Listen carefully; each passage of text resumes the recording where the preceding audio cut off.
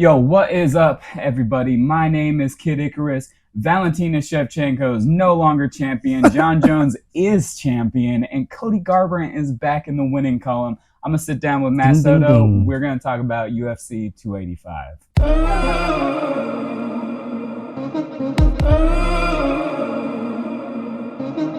And now we're going right into the episode. Did you catch the? I'm gonna start with whining about I'm gonna start with expressing my sadness. Yeah, I think the words I used last time that I'm her biggest cooch sniffer or something like that. I thought she's like the best fighter ever, the best female ever. I've always thought that, and it takes one mistake. Mistake. That's the sad thing about this particular fight is like she was gonna win that fight. Yeah, even though Grasso looked good in round one, I thought Valentina made some good adjustments. Obviously, switched to wrestling.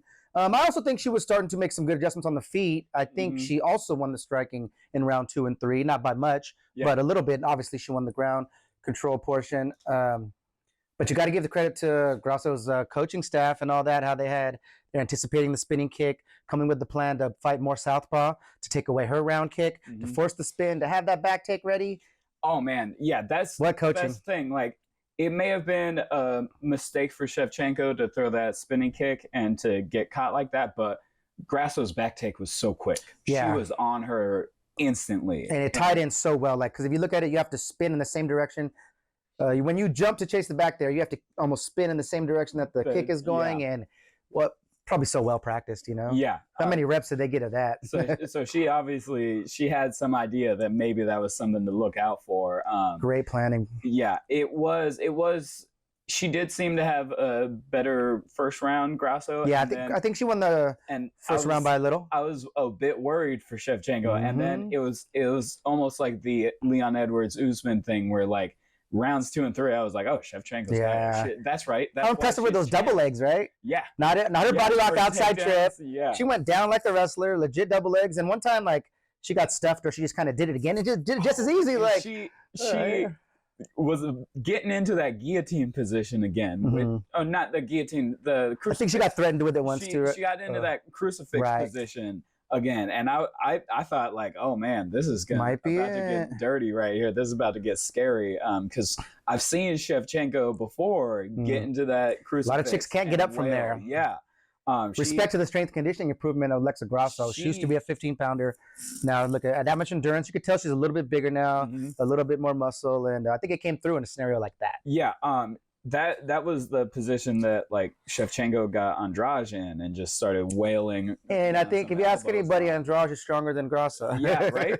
Yeah, so Grasso's ability to get out of that and come back and keep fighting, like, good on her. Crowd went hype when she got up.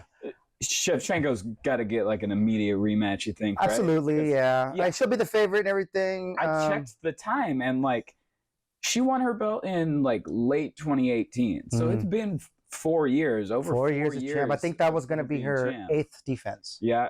And the record's 10 or 11, right? So that's an interesting record. She's a flyweight goat, and she gets it back. I guess she goes right back to the top. Yeah, right. I mean, Amanda just lost recently, I was gonna say, it's the same thing with Amanda. You know, she gets it back. I'm still gonna call her better than Amanda. Yeah, it's let's see how it goes. But 3 Mexican champions now.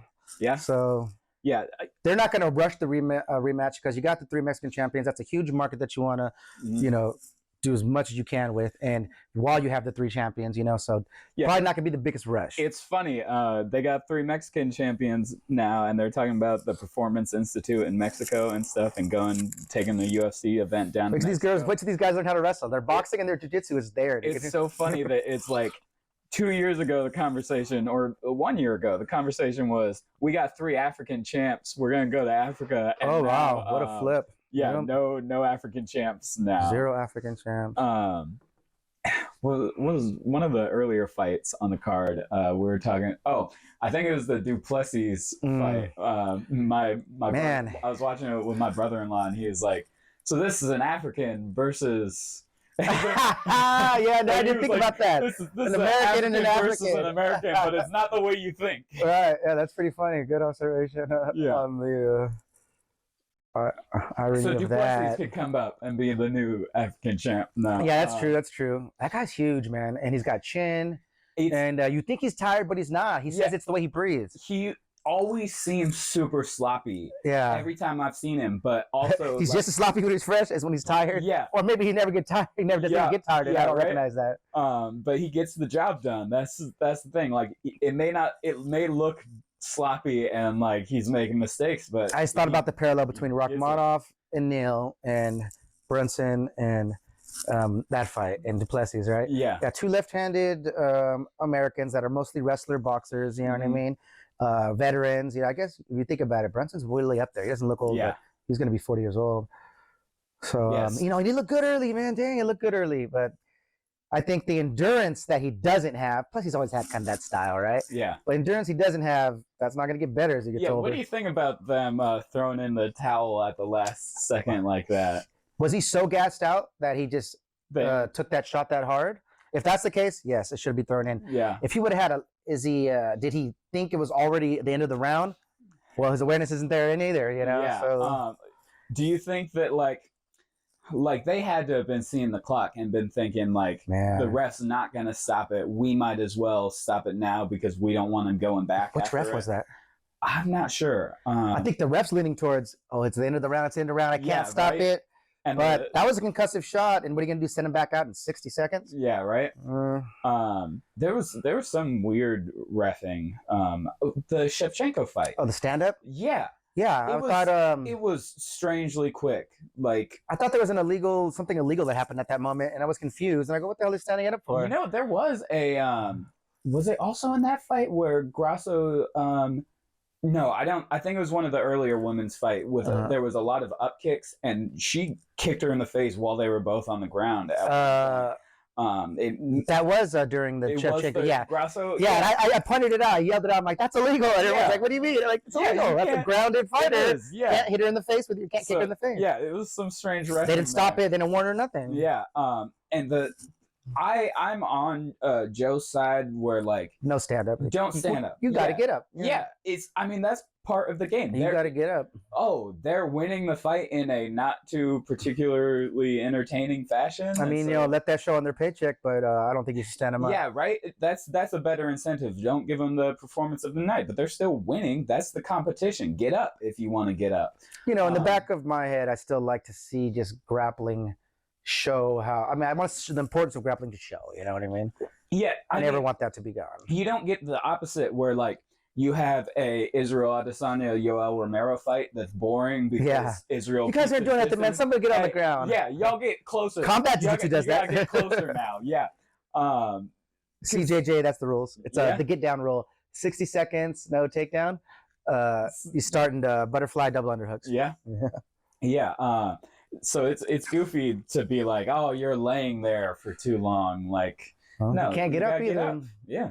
I mean, and that's real life, We already have rounds. Yeah. Like the rounds were invented to stop that very thing. Like they were invented so that you could have a stand up after a set amount of time. If that's the case, let them lie on each other for 5 minutes. It's only 5 minutes, like the conversation goes. Lots of time in a real life situation, especially how like Vale Tudo and whatnot used to be. Yeah. The jiu-jitsu guy, the grappler, might need 7-8 minutes to get you worn out and submit you. You know what I mean? And that used to be more the mentality, but with the way no-gi jiu-jitsu especially so dynamic now, they're like, do something. Yeah. I got control. He needs to make a mistake. Yeah. Have you seen those? I think it was the first super fight ever, the Hoist Gracie and Shamrock fight, where like it was like. Is that the one that was a draw?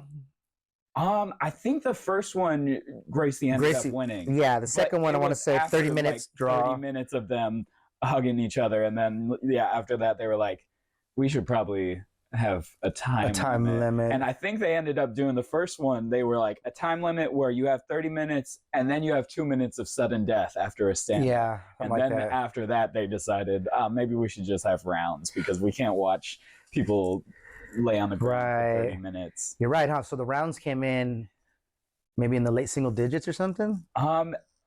Yeah. It may have been maybe like not till like 10, 12 or 13. Yeah, like it took a while. There's a good MMA history question. It's funny because like you think, okay, no rounds, no time limit. Like there are going to be some long fights, but really, like it wasn't an issue except for like two or just three a handful fights. of times. Yeah. Another one that stands out to me is just boring and aimless, and the same thing was The Shamrock Severn fight. Shamrock and Oleg Taktarov. Yeah. I remember Oleg having like a 18-20 minute fight. I think it was like, a 30-minute, then close another 10 overtime, and still nothing happened. But the majority of them were like 3-minute finishes or less. And so in that pool of whatever 50 fights we're talking about, we can only name 3, 4. Yeah, that ended up being too long. On the topic of quick finishes, main event, huh? Jon Jones Gane fight. I mean, man, and everyone thought Gane had a chance, rightfully so. Yeah. And you know what I kind of sniffed out on the way in? The way they say, oh, Gane has a little bit of jiu-jitsu, Yeah. Does he, or does he know an outside heel hook? Yeah, right. Does he know a single outside ashi, very basic outside heel hook that he's got after he already rocked the guy? Yeah. And he went for it twice, went for it against Ngannou, right? And he actually got to finish with it once. I think he knows like 2 or 3 moves. I don't think he had any grappling. And the way he didn't have the awareness to feel the choke was getting set up, about to happen. How bad is his grappling? Yeah, when it actually like stopped, I did not realize choke had actually been sunk in. Mm-hmm. I was sitting there like, whoa, what happened here? Did he tap? Like, what is going on here? And then they showed the like replay, and you got to see it up close how the forearm was under the chin, and it was like the way he's on top and putting pressure, and it's almost like legitimately getting crunching thing. It's effective too. I am like in my experience of watching Jones, which is not a lot. I didn't start watching UFC until late. So like in my experience, I've only ever seen Jones go the distance. Oh, really? I've never seen him finish somebody. So his last finish prior to this would have to have been Gustafsson. So I had seen, I guess the one time I had seen him finish somebody was Chael Sonnen. I had watched that one, which like was still way back. Yeah, that one's like, of course he finished him. Like, middleweight that couldn't even win the middleweight belt going up. Like, right. So like there was no question he was going to win that one. But like the Thiago Santos one, I watched that one live, and like that one the whole time I was like, you can finish this, Jones, but you're not willing to step in and do it. Take that risk, but so I Santos landed a few on him. I expected in this Gane fight like a similar thing. I thought that Jones would outpoint him for 5 rounds, and it would be kind of boring, and then he'd win. If Gane was the fighter that we thought he was, maybe that's what would have happened. Yeah, right. Yeah. Whatever kudos I gave him for grappling, I take back. Yeah. Yeah, I love beast of an athlete. Jones saying like, "I told you guys I was gonna make it look easy," and like, yeah, he made it look easy. Right, he did. And then he made the goat sound in the interview as well. I didn't get it for a second, and then my buddy's wife was like, "What is? Oh, he's the goat." Yeah. I felt slow on that one. So that was. You think he looked rusty on the feet early? I think that. I mean, that first blow, it probably shook him a bit to immediately get kicked in the nuts. Oh yeah, no kidding. I've seen some memes since then that are great. Woke him up. The picture of that shot with "That's my purse, I don't know you" from King of the Hill. I imagine that on Gane's way into the cage, Cormier leaned over like, "Hey, I'll give you $50 if you just kick him in the nuts right away." I like that story though. Yeah. But like, yeah, I kind of sounds like they're making up on the low on the outskirts. No, yeah, that's how all the talk has been. Like he seems to be okay with Jones now, but I imagine that happening immediately. Jones was like, "Oh, come on," and like was probably 3 years first annoyed. Shot. Yeah. But you know, that may have woke him up, encouraged him to finish it quicker. He may have been like, "Man, this asshole here is kicking me in the junk immediately." Yeah, Gane, I think he was more intimidated than he let on. Yeah. The way he was like, he would poke a low 1-2 or a low 2, or even a jab to the bottom of your head, and just almost run out of there, and not like trust his ability to stay like somewhat within distance and make a counter. Yeah. And you saw Jones overextend on a couple. He was, he seemed like maybe slightly rusty. I think he felt it, sensed it, was like, I better just grapple this dude. Yeah. So the next time he, that initial big slip that helped him get the back take or get around, start working him down. I think at that point he was like, "Yeah, I'll just finish it." Yeah, I was not expecting him to work so quick for submission either. Yeah. Like I thought like Put the pound on him for a while, maybe. Yeah, even with the position that he did finish, Outclass him I was for a while, thinking he maybe. would just wail on him for a minute.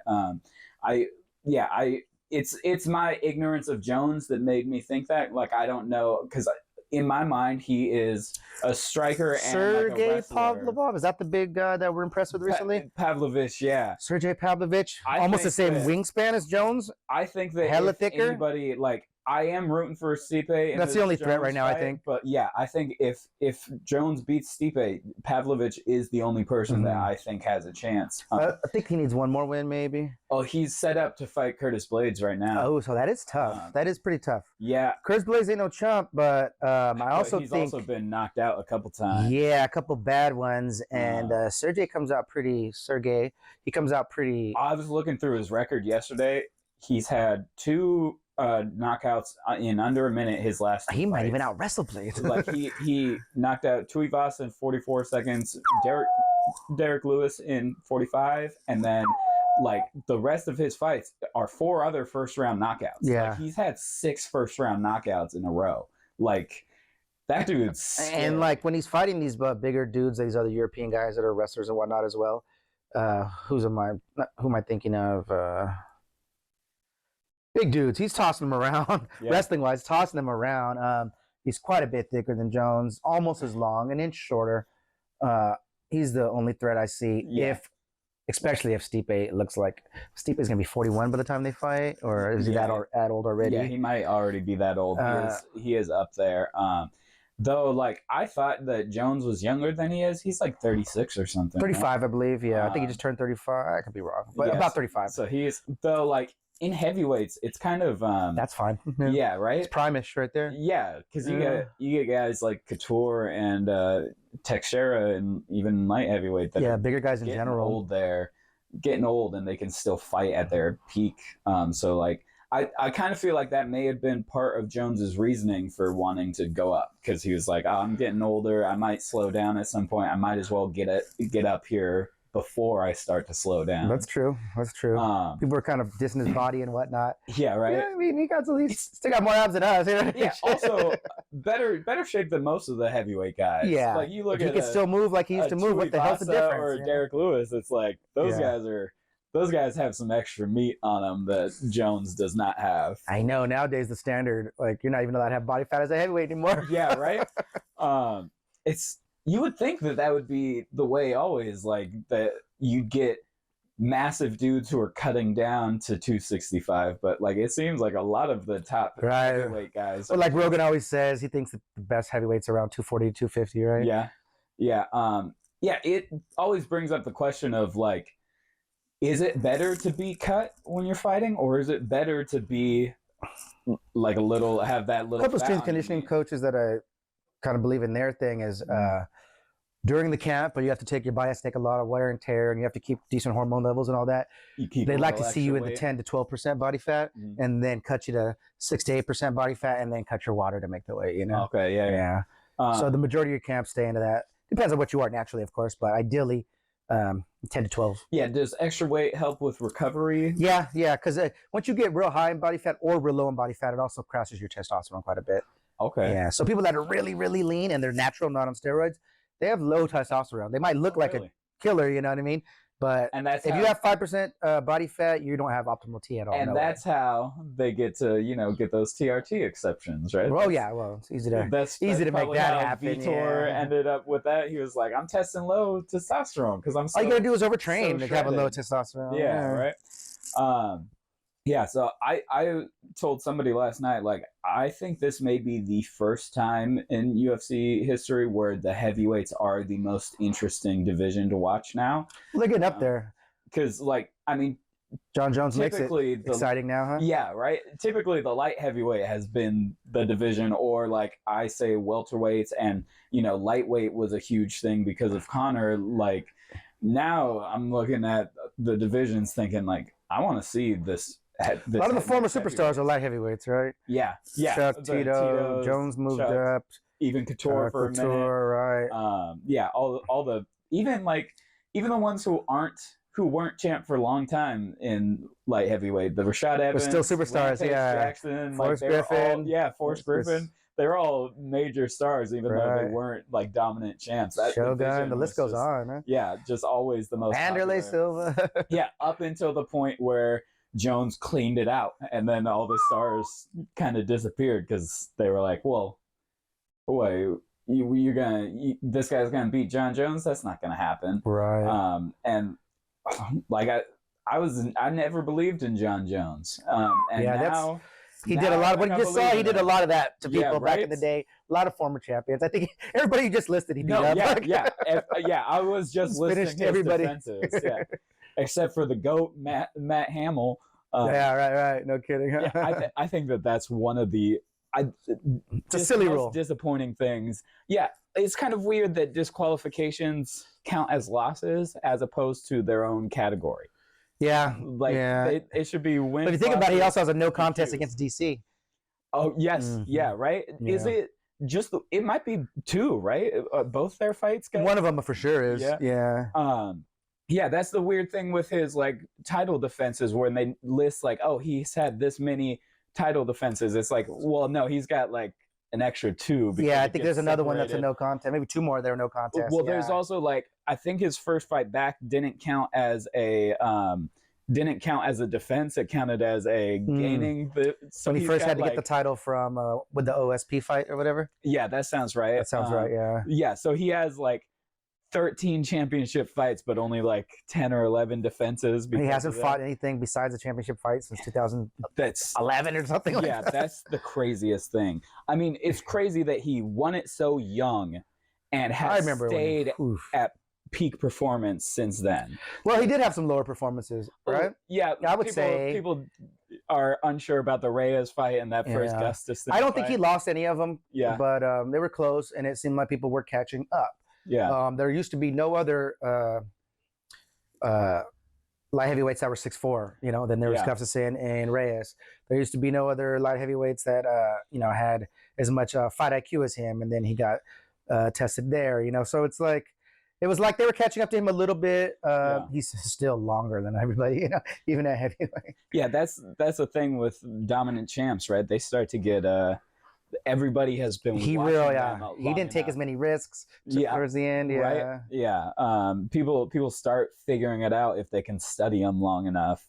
Which was what I was thinking watching that Shevchenko fight. A similar situation. This may be an instance where like.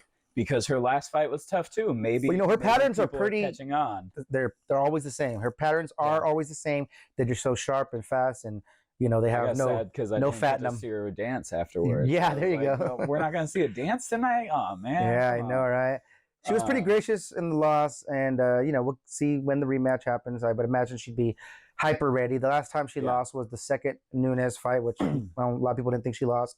And since then, she went on a killing streak. So I imagine that she is going to come back ferocious. Hungrier. I would have liked to hope. Like she may have gotten complacent. Unless she's over it at 34, I think she'll be 35. Which is kind of old in women's MMA, right? Yeah, sort of. They seem to have short careers and retire. At least it's early. leading that way with all these young up-and-comers with Blanchford and Grasso. And these young girls they're fast. Yeah, though it may be going in the opposite direction because like Shevchenko has lasted longer. I mean, like the early days, like Ronda Rousey only had like 6 fights before she retired or something. Like she had a short amount, and I think a few of the other champs. I mean, Miesha Tate, like she came back, but like she came back, looked good for one. But when she retired, she only had like 10 fights under her belt. Yeah, as far as UFC fights, probably. Yeah, but like.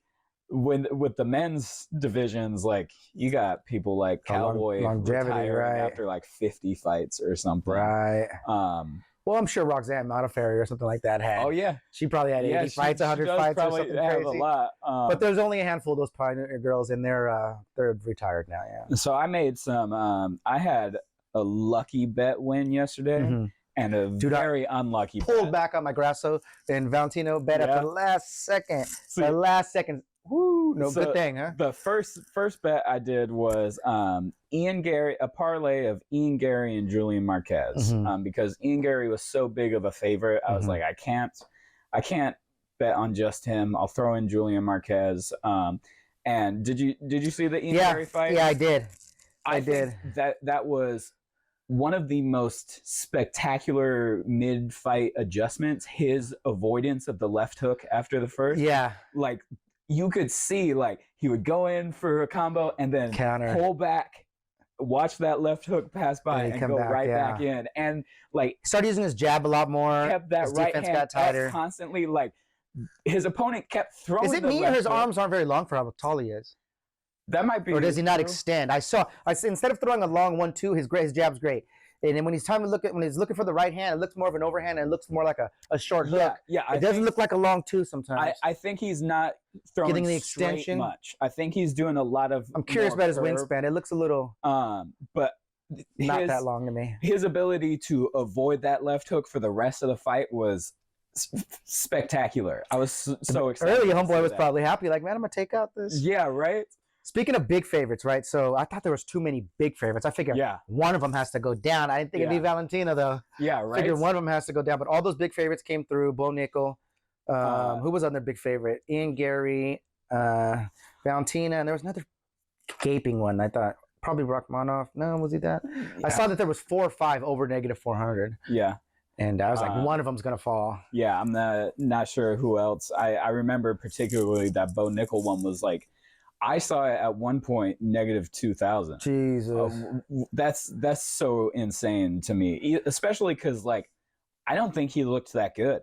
You know, against the cage, I don't think he's got experience on the cage work yet. Do you think he got that takedown based off a nut shot? Because that's what I thought. Maybe watching it. Like possibly. I was like, did he just hit him in the nuts? And then it looked like. Who was he fighting? Jalen Turner? Is that? No, Jalen Turner. Was he the other? He was the Gamrot fight. Yeah, that was a close one. No, the guy he was fighting like made a face towards the ref where I was like, oh, he definitely got hit in the nuts, and then Nickel took him down. It did go like that. Hold up. So I wonder if without that, would he had to work that much harder or not even get the takedown? Yeah, right. Lots of times those long guys, when they're real long, which what's his name again? Pickett. That's right. He really is. He's big, long, wide shouldered, narrow waist. Big frame for that weight class. A lot of those guys are good at getting that wide stance, getting their feet into the crevice of the cage. Yeah. And you know, taking that wizard and underhook and not going down. You know. Yeah. So he might have to work there for quite a while. I don't know if Pickett has that skill I'm referring to. Yeah. But it looks like Bo Nickel doesn't have a takedown finishes against the cage. Yeah, I don't think he's looking, because I was expecting him to run in there like a Dagestani or like Khamzat, where like, oh, it's undeniable, he's gonna take him down and submit him. Like, but like. It took him a while to get the takedown, and then it took him a while to actually get the finish after. I think he wants to work his striking too, and I also think Pickett ain't no punk. You know what I mean? Yeah. That wasn't a good arm triangle. He should have thrown his legs over and done like put his like back towards him. I think DC had a decent description about dropping your weight and squaring up to the ground. But some people, like most of the time, that arm triangle is still taught to come off to the side or a knee on belly, angular type of mount. Yeah. What Eddie Bravo teaches now, and he preaches it, and I don't feel like it's the way to go. I can see how you want to keep your position, but I don't feel like a better finish there is finishing from the mount. Yeah. We do this drill where we start our knee on the other side. It's like, I forgot what word he has for the mount, that type of mount, but it doesn't feel better to me. I like to get an angle. Yeah, for a finish. My coach always says, like you're eating cereal on Saturday morning, because you get your arms around them and then you put your feet on the ground and you try to pull their neck to where your waist is. With him in the half mount and everything, I was like, is he trying to finish it from here? Yeah, that didn't look great. Tenacity, he's probably got a crazy squeeze. Yeah, so I was kind of disappointed by his performance overall. Though I guess like 4-0, first round finish, the first round finish. Yeah. I think you got a point with the nut shot though. my brother-in-law is he was a high school wrestler, and he was like, this guy was like my role model. I was watching his Penn State fights. Like he's absolutely fantastic. 4-time All-American. Which like he had stated like, I'm young, I've been doing this for 1 year, like. And I was like, what was he, a doctor? Because, like, he's 27. What did he do in between the college wrestling? I know, right? Yeah, at the latest you're going to get out of college at 22, right? Yeah, something like that. Well, he did some international stuff. I was wondering, did he do Olympics? He didn't do Olympics. I could be wrong. I feel like he maybe did the World Cup and maybe World Championships Yeah. on the off years of the non-Olympic years, but I don't really know his that is a post college resume well. Yeah, so the parlay I did on Ian Gary and Julian Marquez, Ian Gary won. I was excited Marquez, about that. huh? And then Marquez, That finish was weird, right? Good. Was he hurting him? He's just going like fast and fast and fast. Like it looks bad. The point that Marquez turtled up, I was not sure what was going on. Throw a haymaker, find a breath. Throw a haymaker, find a breath. Like he didn't seem to like get caught with anything before he started turtling up. It was just like weird. It was strange, which like the whole way he was fighting was strange to me. And he seemed a bit tentative after like his last knockout. He goes to war. Maybe he needs to fight smart. You know what I mean? Yeah. Speaking of fighting smart, Garbrandt. Yeah. Good for him. He lives another day. Yeah, it's cool to see him get a win, though. Like it was a disappointing ran round 3, man. Yeah. Good. Right. And he got hit a couple times too. Yeah. That's scary. If homeboy would have pressed the gas in round 2, who knows what would have happened? Yeah, exactly. It was not a matter of him really winning as much as it was his opponent losing. Like he didn't in the first 2 rounds, you believe? Yeah. Like, well, I thought Cody looked good. Other guy was tentative.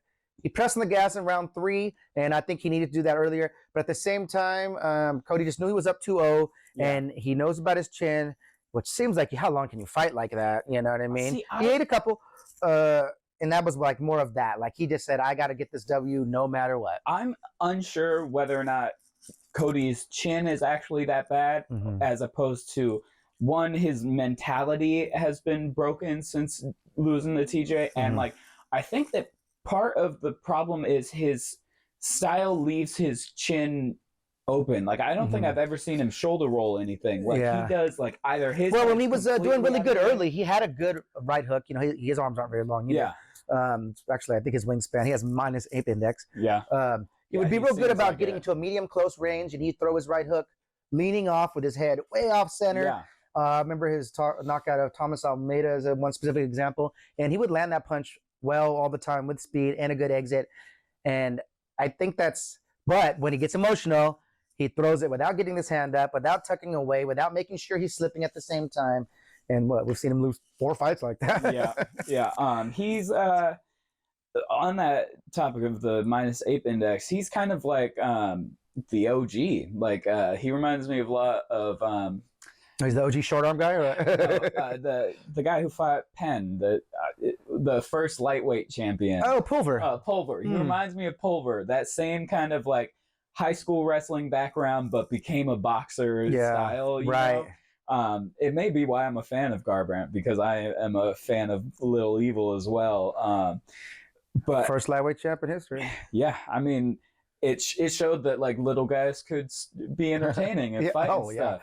Well, his first, what was that? I want to say for the title, right? Or maybe one of the first 155 fights when he knocked out John Lewis, that big overhand left. Yeah, that guy was a big, ripped, juiced up beast who cut way down to 55. The first, and I think Pulver just walked around at 53, you know? The first fight against Penn, the fact that Penn came in that could have been either way, huh? After like it was a close one, if I remember, 3-2, it was pretty a lot of close. top time, just didn't get submitted. But like after BJ had just ran through everybody, Kauno, and then a couple people. After that he beat Matt Hughes, who is one of the greatest of all time. So like Penn proved himself to be a monster of a threat, and for Pulver to be able to beat him like that was in his prime. He definitely had something, and you know, times were different, skill levels were different, athleticism required to compete as a professional was different. That's. You look at these guys now; they're in the UFC debut. They look like world beaters, dude. It's and they have to fight for so long now to get to. Did you watch one of the early fights? I want to say it was bantamweight, Black Share, and what are those two Saudi Arabian brothers, Baccarat? Yes, I watched In and Out. Those guys look so good. You know what I mean? Yeah. Those guys look like top 10 right now. I mean, I feel like 5-10 years ago, that's a top 10 skill level already. Yeah, it's crazy how now like they are going to have to fight for like 3 years at least to get that title before they're shot. in that like top 5. Yeah. The days of going from unranked to title in 1 year, like Adesanya, like Cody Garbrandt did. Yeah. Those days might be gone. Yeah, because there's so much competition now. Anderson Silva, second fight title. Yep. Yeah. Yeah. That all I mean, he had a record, guys, but yeah. I mean, you come in after like Pride and kickboxing and stuff, you get the shot, but like the Cage Warriors, right? Yeah, Murray. I think that Yuri had a title shot after his second fight. I think his second fight. Yeah, that was another really okay. So that's recent. So, but it's because he was a champ in another that helps. Yeah, promotion for so long. He was an M1 guy, huh? M1 Global. Ryzen. I think Ryzen. Champ. That's all right. There you go. Do you watch the other promotions? PFL. Yes, Bellator a little bit, you know. I feel like I've never bought a pay-per-view of theirs, but yeah, I get them later. I'm a bit of a fan of Bader for some reason. Oh yeah, like I've only seen like 1 or 2 of longevity. His fights, you know, I'm like, that guy's cool. Well, if you think about who he's lost to, it's not too bad. He's lost to only. But when he did lose in the UFC, Jones? he lost to Jones. Well, shame in that. Yeah. Teixeira in his prime. Yeah. Some people say Teixeira's prime before he even got here. You know what I mean? Because he got the UFC at 32. It took him a long time, right? Yeah. He was so, but I guess he doesn't really have any bad losses. Like he didn't fall off. Remember, he was gonna get a title shot against DC at one point. Yep. And then he left the UFC. They've had some great champs in Bellator because like Michael Chandler was Bellator champ for a minute, and I'm so stoked on every single fight that he has. Yeah. Yeah. Is he going to fight smart against Conor? I think that, I don't know. I think that he won't fight smart against Conor, but I think he'll be able to get the takedown and wail on him. I think I think he'll try to stand. I'd say don't stand with Conor until Conor's tired. Yeah. You know what I mean? That makes sense. Don't stand with him until he's tired. I think that's a good strategy for most wrestlers is, hey, take him down quick. Make him work, make him work. Make him slow. And he's got pretty good takedown defense and whatnot, you know. Mm-hmm. It's not terrible, you know. It's pretty good, I'd say. Yeah. So we got who do we miss? Jon Jones. We got. What do you think of the Garbrandt fight? Garbrandt, there we go. Kind of half watched that one. You know, same here. I saw him. You know what trips me out sometimes, and so he doesn't do a ton of ground and pound, right? Yeah. But he stays in half guard. If you're gonna look for a sub, pass the guard. And I saw many opportunities for that to happen. I think he did it once, but he's just on the guy. He needs to strike more, standing and on the ground. Like it seems like he looks for it, but he looks for everything has to be perfectly set up. I got control here. I'm in the half guard. All right, now I can throw strikes. Man, you got to work. You know what I mean? They're doing strike counts for a reason. You know what I mean? And your takedown does represent a lot. Your aggressiveness does represent a lot. But he's lucky he never got hit too bad on the feet. Yeah, speaking of takedowns, those Cody Garbrandt takedowns, that was his most impressive thing to me. Like his takedowns were so got the guard clean. pass built in because you're sweeping the double so good. Yeah, he went in under a punch on that first one, just so clean, picked him up. Did you see that head kick that was like an inch above his head? Yeah. Ooh. See, that is the Cody Garbrandt I love. That like.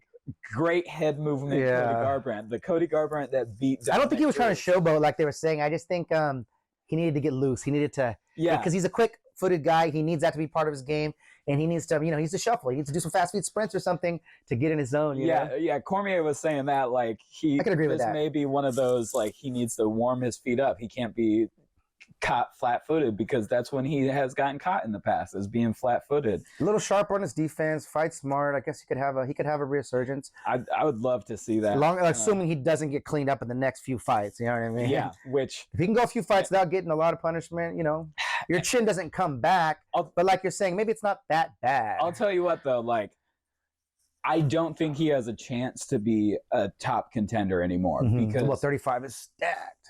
That's the problem. Like it's not like it was when he was champ. Like his biggest threat when he was champ was TJ. TJ's not winning the belt anytime soon now. And imagine the size difference between him and Aljamain. Yeah, I think that I am convinced that Marlon Vera is the biggest threat in bantamweight. So he fought at 145 in PFL recently. Oh, really? He claimed he was going to retire. He went to PFL.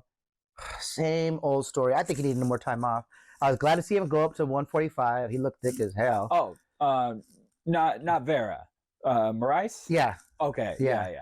Marlon Moraes, yeah. Okay. And he was fighting one of the shaman, a good guy in PFL. He was winning. It might have been Shaman Moraes, the other Moraes. Okay. Anyways, but he was winning, looking good, doing his Muay Thai thing, looking good. Round 3, he gets hit with one good one, and that's the beginning of the end, man. Yeah. It's like you needed more time off for that chin, dude. You know? Yeah, it is kind of weird to me that more UFC guys don't, once their contract's over, be like, all right, I'm heading to PFL. I'm gonna win that. Well, yeah, they pay decent, and then you also got a chance to win the million. That's the thing. Like, it's not just, oh, you're risking it all, and then you get the million if you win. You get what I think it's like 25 shows, 25 win in the like early rounds, and then like the semifinals decent pay goes up to like 50,000. It's like, yeah, why not do that for at least one season? Especially like if you're a you do top good, 5, go back to the if you're top 5 in the UFC, you got to be looking at them like, oh, I could take out all of these guys. But I guess you want your glory, you want your legacy, and no one's gonna call you the best if you're winning the PFL tournament. Yeah, right. But yeah, bantamweight, Marlon Vera is about to fight Sandhagen next week or the week after. A couple weeks probably, huh? And I think that Vera is going to win, and I think he's going to be on the path for the belt. I think that he's so one this of my week you got Peter Yan already back.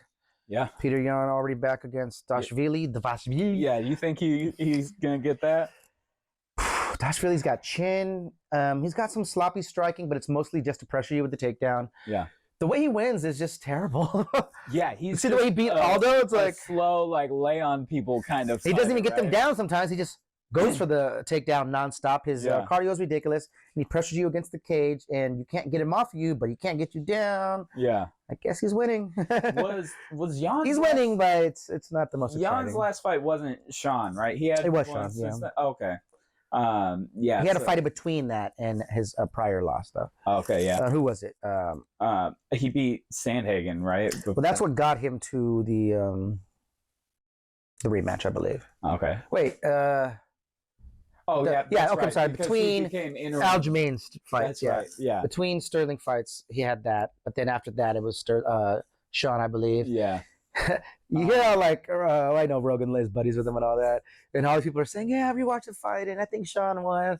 Oh, Sean won. Sean didn't win, man. Come on. I thought Sean won during really. The day of, I was like, I think he got it. Because the strike count or what? I got taken down. Remember all that. What I thought. Remember the striking being even, and he got taken down. Yeah, multiple times, not right? Sure what my reasoning was, but I remember watching it thinking like. I remember thinking it was close.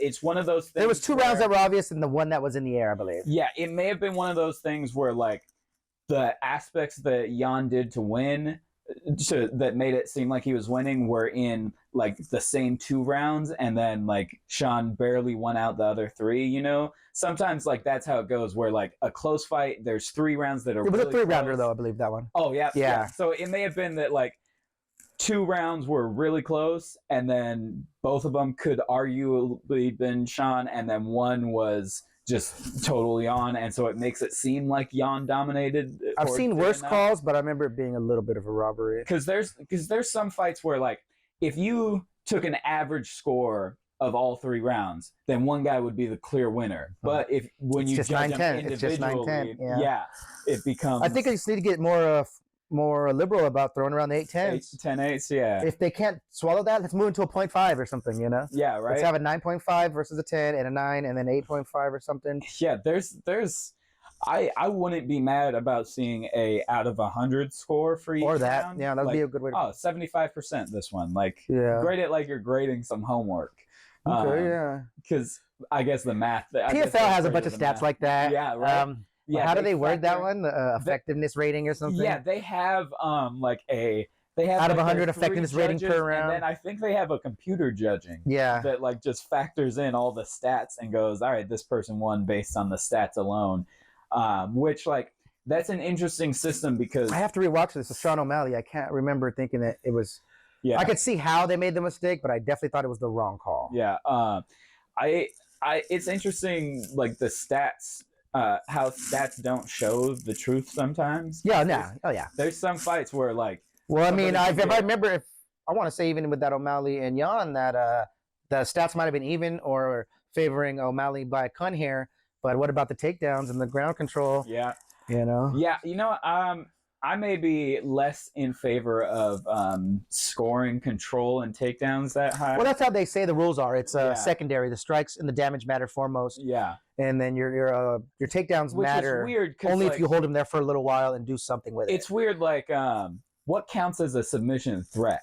Mm-hmm. Because a lot of like the good jiu-jitsu guys, it's kind of like a all or nothing strategy, because if you spend 5 minutes going for a submission, like you're active, you could be getting close, but like how much of it counts as any points, you know?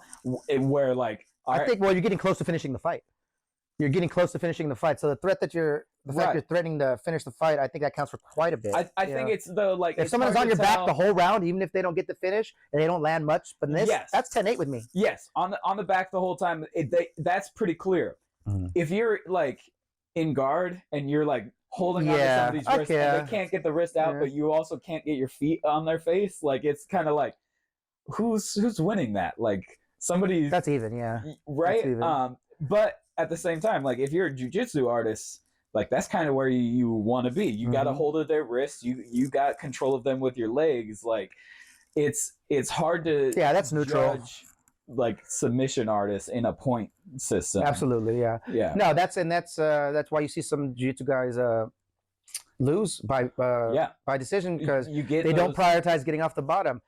Even if that's your game plan to submit, when you're on the bottom, like I think Bisping always describes it like this: 2, 3, whatever your little rule is for yourself, 4 attempts, you got to get up after that. Yeah. You need to change your focus into getting up off the ground. Yeah, I think that's one of the reasons why there's a lot more, like, from what I see, a lot of the jiu-jitsu specialists now are less of guard specialists and more of top players, top games. Yeah, because they're like, well, if I'm going to spend my time looking for the submission, I better be on top when I'm doing it, because then speaking of which, you see Amanda Ribas and Araujo. Yes. Araujo. Araujo. I always fuck Araujo. AR, yeah. She looks a little bit like Tyler Santos, great physique and all that. That was a good one. But that was what Ribas was doing. No, she's an overall good grappler, top and bottom. But her top control, good shoulder pressure, using it, setting up some strikes, using it. She came out aggressive. She had a good performance. Their battle on the feet was pretty good too. Yeah, she takes shots sometimes. Her 1-2 is just slipping in there. They both had some good shots and some good defense displayed. Yeah. That was a good fight in the same vein as that Jeff Neal. But she was a clear winner. Yeah, because he gave and he got and he gassed and he got choked. Yeah, it was enjoyable. Sometimes strikers, they don't do enough, and I get so bored. Even if it's well done, like I think Rachmanov did show that he doesn't have the best striking defense. Yeah, we knew that already. I think coming in, but he used his length a little better and size a little better in the past. I haven't seen him get hit this much. Part of that is Jeff Neal's a top 10 guy, but I think he does. That is one of his weaknesses. He doesn't have the best head movement and the best striking defense. Yeah. When he throws his perfect technique on offense, his chin's right in the middle. Yeah. He's not off center and stuff. Yeah. Don't tell him I said. He's landing some good straights though. I feel like sometimes I am. He brought that jab back in round 2. In round 1, he wasn't using his jab enough, and he paid for it. Yeah. I'm sometimes bothered by like the guys who are getting after it, pressure fighting in UFC. Sometimes don't work those long punches as much as they can. Got to get into your range, exactly, right? They don't punch their way in. They kind of wait for somebody to attack. They wait for that pressure slip to and come clinch, back, and then slip and counter. Throw in those hooks and those clinches, and so it's good to see like two guys standing in the middle and exchanging at range, and getting in and out without really getting out. Like they stay in the pocket and swing. Well, that's like, you need the skill and the bravery, right? Yeah, right. The skill and the courage to stay in the pocket, ready to counter. Yeah, it's frustrating. I mean, like I was saying with the stand up with Shevchenko, like I would be more happy with a forced get closer rule if two strikers are avoiding each other. Yeah. Like, no, one of you guys have to get close because we're not going to sit here and watch you guys dance around each other for the whole fight, which was my problem with Garbrandt's performance. It's like round 3, like come on, don't if he's not be a little more aggressive. I've always been that person that if it's even exchanges, the pressuring fighter deserves the round. Mm-hmm. I know, okay, you might have a great game plan and you might knock him out later in round 3 or something with your great counter shot, but in the meantime, if it's even and you're backing up, it's a sport, but it's a fight. Yeah, it changes the narrative. Mm-hmm. Like even if the in person boxing, I feel the same. Backing up is outscoring, like it tells you have to outscore us, by quite a bit to me. Yeah, it tells us as the viewer, like, you're not making him afraid. So either you're not hitting him enough or you're not hitting him hard enough. Right. Because he still feels comfortable coming into your range.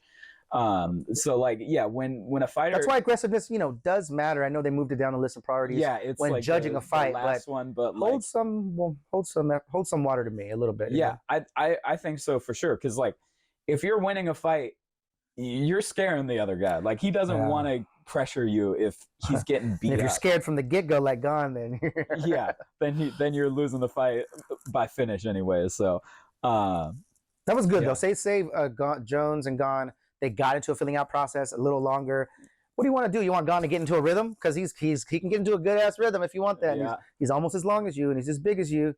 So I think it was smart that Jones pulled the trigger on take it down and finish him. Yeah, I wonder if this is only going to be interesting for the next 2 fights because John's just going to walk through his next 2 opponents and then kill the whole division. Maybe. After this. I think it's just Sergey, and according to Dana White, Ngannou's never coming back. Yeah. I wonder if. But I think, at some point I could see Miocic.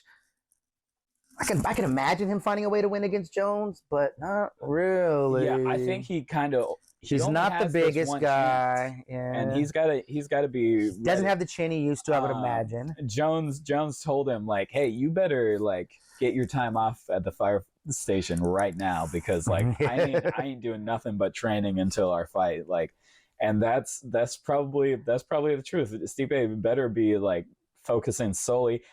It would be totally nice to see him beat Jones and then retire. That'd be crazy. But also, it would probably kill the division again. Yeah, beat Jones and then don't give him a rematch. Yeah. I have to imagine that if Jones beats Stipe and then Pavlovich, that UFC would be looking at Ngannou being like, hey. Oh, God, yeah. Maybe change their mind. Yeah. Which, like. I heard he was offered around $8 million for the Jones fight.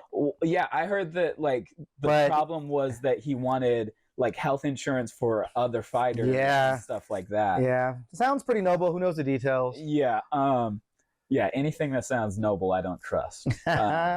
He seems like a good dude. Did you ever see him? He's been through it, man. Yeah, did you see him on Joe Rogan talking about how he had to escape 15 times or something? I don't think I'm exaggerating. Didn't he say something like that? Oh, yeah. He was constantly getting, like, he would try to cross one border and then get sent back. And he had to go through, like, multiple different countries and stuff. It is one of the most remarkable stories. I'm shocked that they don't have a movie deal for him yet. That's true. Like, I would watch that movie. Why are you guys wasting money making Creed 3, which I don't know. I haven't watched the Creed. Well, I think Sylvester Stallone has nothing to do with it anymore, and he sold the rights to the Creed to Michael B. Jordan, and it was up to him. He's the one who's directing and writing doing everything for this next one. Yeah, the production company that makes it, they should be looking at Ngannou like, hey, can we get your life story rights? Right? Or they could just do what Sylvester Stallone did and just write the movie without Ngannou's rights and be like, yeah, this is a totally different character. This is not the same Francis. It's a different Francis. But I'd watch that movie, is what I'm saying. I'll tell you what, Jon Jones is just still the superstar he's been. He got the response. He proved to me that he's the GOAT. Like, I wonder what the numbers are too. He's popular. He's not McGregor money-wise, but in the press conference, Dana said that it's the 4th top pay-per-view of all time for UFC. Oh, wow. And the number 1 with a heavyweight headliner. Wow. So his star power has gone nowhere. I imagine that the other 3 were all How about the way fights. he's embracing it?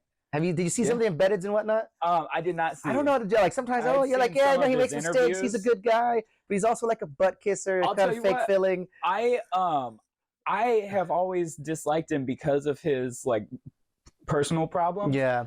Watching some of the videos leading up to the fight, I watched the one by the Fighting Business where he shows like his opponents before and after talk about him. Okay. And like the way he handled all of his problems, like during his interviews, I thought was like, he kind of leans into it and he's like, yeah, I know I'm an asshole. Yeah. And I find that like really, great. Maybe that should have been his, his angle from the get-go. Yeah, right. When he was young, he first started, it was, we knew his dad was a pastor. Yeah, and so he played into Jesus, this and that. And I mean, when someone throws Jesus' name out there, I believe them. You know what I mean? Yeah. I believe them. Yeah. And I believe he means it. You know what I mean? But I could also imagine growing up with the pastor's son, you're more of a rebel, right? Yeah. Your friends are going to be like, come on, pastor's son, this and that. You could develop a personality that's, worse. The PKs, the pastor's kids, like that's a thing. That's a thing in church. They're always the worst. But like, there's also I heard that like because his dad was a pastor, they weren't allowed to watch TV or play video games or. So it was overdone, music. And so they. Of course, that's gonna drive a kid to rebel. Oh no! So they just wrestled the whole time in their basement. Like that was some good stories about that. That's a good way of making great professional athletes, right? You don't let them watch TV or play games. You just play sports. That'll do it. I respect like him not really making excuses for his problems as much as he's just like, yeah, I made mistakes. I did stuff that was wrong. Like, yep, what am I supposed to do now? I'm just going to keep working, keep getting better. Like, I'll try to stay on the path, but I'm probably going to mess up again. The only way you could dilute it is add more good stuff. Do you think that, do you think he got popped for Turinabol just for like the gas station boner pills, right? First time around. Okay, so the second time it was something more. Well, it's a picogram of Turinabol, and Turinabol is a straight so Dianabol would probably be the first steroid of that category. Okay. And Turinabol, so I believe they describe it as similar. It's not going to put as much size on you as Dianabol. Dianabol, people hold a lot of water, and it's rough on their blood pressure and all that. Old school. It's one of the first. That's what Arnold used to take and stuff. Do you think he was using it to cheat, or do you think it was tainted supplement kind of thing? Hard to say because it's the perfect drug for a fighter. Yeah. Yeah. Turinabol is more like good for speed and explosion. And I think people claim it helps with tenacity and whatnot. This possibility, was it just mixed in with his cocaine? Yeah, there's that one too. There's that story, right? Because like, never know. Yeah, you never know what they're cutting it with. Like, I wonder if something like that could be like in somebody's coke or whatever other drugs he's possibly doing. Maybe he took an ecstasy pill and it was that just too. Yeah, with the recipe. More likely there. Like but it would tarnish him if it's cheating. So I'm wondering, like, do we think he right? Are we still gonna call him the GOAT when he's popped? Yeah. Yeah. Well, how do people judge Silva? Similar story, right? Oh yeah, Silva popped too. Yeah. Once or twice towards the end there, or once in the past. Or do we take the Nick Diaz approach? Like they're all taking steroids. Like, except Nick. Yeah, he's just smoking weed. That's the biggest performance enhancer. What are you talking about? That's you got banned. Some people say that, and I'm like, all right. Yeah, no, I can't imagine any way that weed is helping people fight. Like I mean, maybe for some people it helps them relax. It wouldn't help me relax. Seems like a recovery, a post-workout recovery kind of relaxation thing. Anti-inflammatory. Yeah, it can be, and especially if it puts you into a parasympathetic state where you could rest and digest. That's how it's going to help your recovery quite a bit. Yeah. All right. So we've reached the end of the episode. You know the deal. Shout out your 10th planet and whatever else you want to shout out. We got 10th Planet LB on the come up still. Got a permanent location coming soon. Got 10th Planet HQ. Got to represent them. I get some great training there. All the 10th Planet grapplers worldwide. Project Mayhem. Who else am I working with lately? It's great. It's good to do the Hood cipher thing. What do you call it? Hood theory ciphers, right? Yeah. So we're getting ready for 2 more as nice. Section 9. So that's cool. And then we're talking about maybe even doing a couple shows coming up. So Awesome. Yeah, I mean, scratching that itch, and it's got a little momentum now, you know. Does Section 9 have, what's the best place to find your guys'? Well, we're barely putting all our stuff onto a SoundCloud now. Okay. Do you guys there's have like 2 old Instagram? music videos, Vibration. There's no Instagram, no. We're so old that we did it before that was mandatory. Yeah. But yeah, I mean, there's a Section 9 song called Vibrations on YouTube. On YouTube, okay. And that's the one that people say is our catchy single, you know. Right. But we will be on Hood Theory Cypher soon. I think in March and the end of April is what we're looking to do. And then we're looking to do a couple shows in May and maybe one in fall. So it's just good to play with that again. But yeah, you know, music, hip hop, arts, martial arts, it's all crossover, baby. Right on. Well, I'm going to give a quick shout out to the We in the Stew show on Sunday nights. The rappers Mars, Sifu, and Kid Music, they played people's music. If you guys check it out on YouTube, 7 o'clock on Sundays, they go live. It's pretty cool. We in the Stew. And with that, we are out of here. Take care. Thank you guys so much for sticking around while we talk about UFC. Have a good night, everybody. Peace. I'm feeling blessed. Tell me how are you? Just let me know if there's anything that I could do. Yeah, I'm feeling blessed. Tell me how are you? Ain't nobody change the world like them.